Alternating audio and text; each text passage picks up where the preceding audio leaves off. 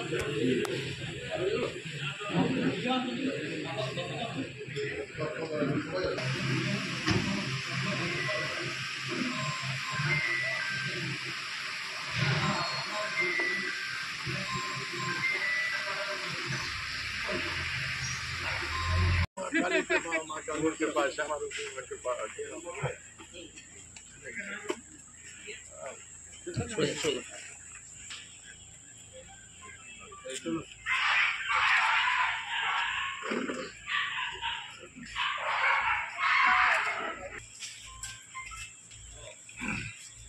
আমার ডালা কোথায়? এই ডালা ডালা পূজার ডালা দেখি দেখি আমি দেখি পূজার ডালা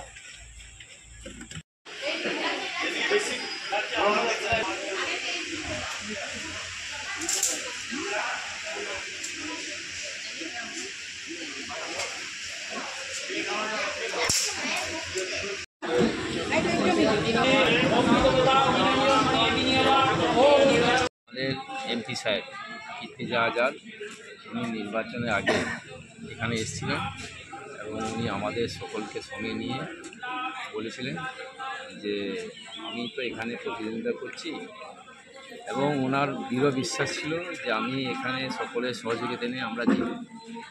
সেই জেতার পর উনি আমাদের সকলকেই ডেকে ওনার এলাকায় 7টা যে বিধানসভা আছে সেই 7টা বিধানসভার প্রেসিডেন্টদিকে ডেকেছেন এবং 7টা বিধানসভার বিধায়কদেরকে ডেকেছেন এবং বিশেষ করে কাঁকসা ব্লকের এবং পার্শ্ববর্তী ব্লক দুর্গাপুর এখানকার সমস্ত কাউন্সিলর, সমস্ত পঞ্চায়েত মেম্বার, পঞ্চায়েত সমিতি মেম্বার, 30 স্তর পঞ্চায়েতের সকলকে নিয়ে এবং এখানকার তৃণমূলের সকল সক্রিয় কর্মীদেরকে নিয়ে এবং দায়িত্বপ্রাপ্ত যারা আছেন তাদের সকলকে নিয়ে এখানে ফল প্রকাশের পর উনি ওনার মনস্কামনা পূর্ণ করছেন। তার জন্য আর কি এখানে যে এরকম একজন সাংসদ পেয়ে কতটা গর্বিত মনে করছেন?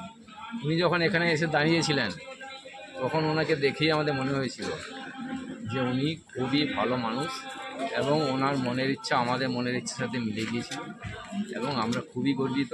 আশা করি উনি 5 বছরের মধ্যে আমাদের যে চাহিদা, যে জনগণের চাহিদা সেগুলো কিন্তু উনি ফুলফিল করতে পারবেন।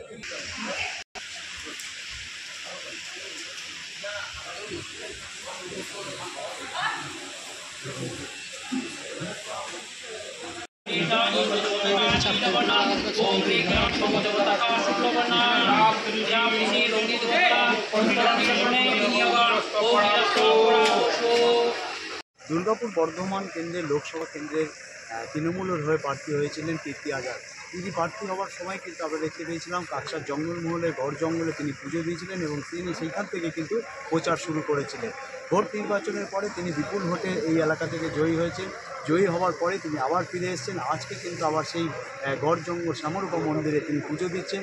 দুর্গাপুর, কাকসা এবং আশপাশের এলাকার কাউন্সিলর থেকে পঞ্চায়েত সদস্য এবং দলীয় কর্মীদের নিয়ে কিন্তু আজকে তার এই গড় জঙ্গল শ্যামরূপা মন্দিরে তিনি পুজো দিচ্ছেন। পানাগড় থেকে সুভাষ দাস, আর প্লাস।